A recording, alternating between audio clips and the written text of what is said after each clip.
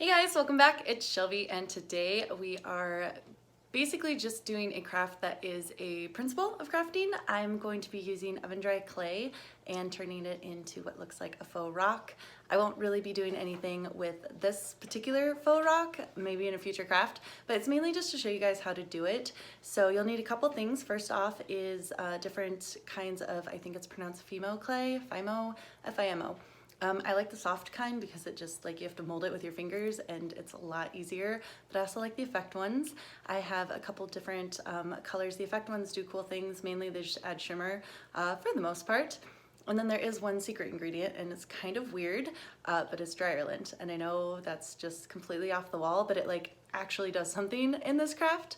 So basically what you're doing is mushing the different colors of clay together, and that gives you the color of your rock. And then the dryer lint, it adds texture and just a couple of those like little wispy veins, and it really does make the rock look more realistic. So that's what we're doing today. I will link everything I use other than the dryer lint. You're on your own for that, down in the description below, along with my socials, and let's get going. So first up, you're gonna need to grab some clay. I've worked with Fimo before, honestly not in a while, but I have worked with it before, so I'm comfortable with it. It dries in the oven. I got black and white. I didn't realize this one was an effect. It's translucent white, but should be fine. I think it'll be fine. We'll give it a try. Next up, we have the secret ingredient. That's right, it's dryer lint. I actually have a couple different colors here. So this one's like a darker slate. And then we have a purple, kind of a purple. When you line them all up on the camera, you can see what I mean. So yeah, a little weird, but actually the secret ingredient. So dryer lint is important, and if you can get multiple colors, that's even better. Okay, let's do this. I'm gonna put down a paper towel just to protect my work surface. And it's a little bit textured, but since we're making rocks, that won't matter. So here's the black clay. I'm just gonna take a little bit of that off. I don't need a huge amount because what we're making isn't super big. And I'm gonna be adding white clay to it anyway, so I don't need a ton. Get some of our white in there.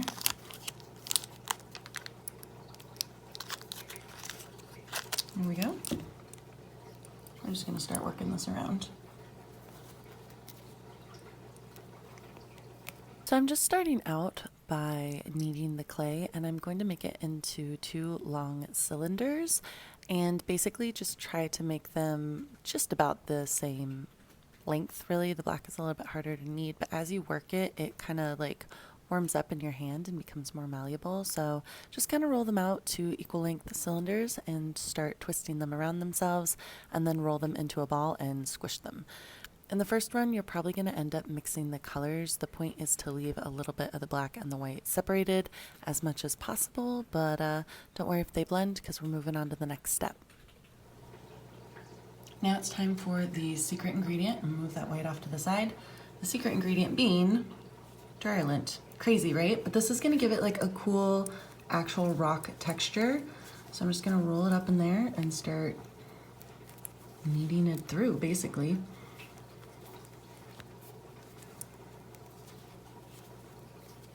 And based on the load of laundry, it depends on the color of your dryer lint, so everything's gonna turn out a little bit different each time.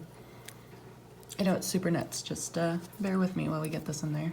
Totally makes a difference. So again, we are just kneading the lint into the kneaded clay. A lot of kneading with this craft. In fact, it's the majority of the DIY is just kind of blending the materials together. So what this is doing is adding in that kind of dry, fibrous texture, removing some of the smoothness. It's really important to try and work it all the way through. It will incorporate into the clay, but it's a little bit difficult, so just keep bending it and kneading it until you get it to work. So I'm gonna roll this out into a tube again. And you see how the white has made it gray, but it's also no longer flecked. That's what we're gonna go back in with the rest of our white. Make this as much as a clay covered tube as possible. Back in with this.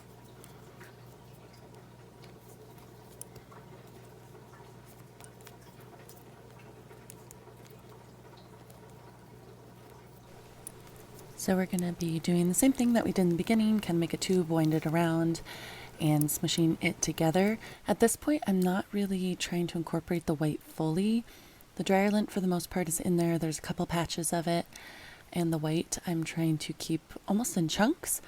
So it's almost like you're smushing blocks of clay together, not so much mixing. Once you get a couple defined zones, you can see the white on the end, the dryer lint on the end, and then the incorporated black gray mixture. Now it's time to start shaping it before it becomes one solid gray mass. Remember not to make it too perfect if you're making a rock. Some angles should be sharper than others, some bends. You can do like kind of a straight side if you want, like I'm doing, but then the other side maybe should be a little bit more curved. A couple different colors, you know, you got the crack and the fissure in there. I think this looks like a pretty realistic looking rock, definitely one of the smoother ones, but you can see that texture that the dryer lint has added to it, and that's going to change once it's in the oven too. But this is basically 100% set up and ready to pop in the oven. So while your oven is preheating, go ahead and pop your rock onto a little piece of foil and just let it air dry. It's not going to get hard or set up or anything, but just let it chill without you working it and manipulating it, because when you work it with your hands heat it up and make it softer. So this is going to just make it a little bit more firm before it goes into the oven. So bake your clay according to the instructions. It's about 230 degrees Fahrenheit for half an hour. And when it comes out of the oven, it is warm, but you can touch it. I can't officially endorse that, like let it cool before you touch it, but it really doesn't get that hot. Okay guys, here's how it turned out. I will definitely do some close-ups at the end because holding it up to the camera like this just doesn't do it justice, but it turned out really cool. It's very actual rock-like. You can see the different colors. That's the like white translucent at the bottom there. I love the shape. I think I did a good job on the shape. I'm like pretty pleased with myself on that. But this looks just like a pebble you could find in the garden, other than the fact that it's really lightweight, like super lightweight, which is going to come into play in different crafts that I use this technique for later on, as far as like jewelry making or artwork. Sometimes not having a really heavy rock is an advantage, as well as other advantages like being able to bake a hole into it rather than trying to like drill through a rock later on. But this is basically the intro video for how to make said faux rock. And yeah, I look forward to crafting with this in the future and showing you guys what I come up with. Thanks so much for joining me this time, and I will see you here again soon. Bye for now. So in this close-up, you can really see the detail. First off, this is really lightweight because it's clay, but this is where the dryer lint came through. It didn't burn or anything in the oven. It just creates that really cool texture that rocks sometimes have, or like other little minerals are growing in them. And a white translucent part where the white came through with that little bit of, I'm gonna call it growth, even though it's just the dryer lint, but that's what it looks like to me. A little bit of textured marking, and all of the little imperfections, all of the little smooth parts that maybe touched the foil, like you can see those reflecting light right there. They just kind of lend an authenticity to it, because some parts of rocks are really smooth, even rocks like this where the whole thing are smooth.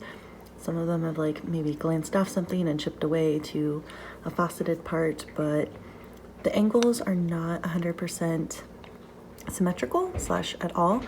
If there's a smooth side on one side, I put some bumps in the other. Not a square, definitely more trapezoidal, kind of fat at one end and thin at the other. But yeah, I think that just all lends to it looking like a real proper stone, and I think it turned out really well, and I'm super excited to use this technique in future crafts.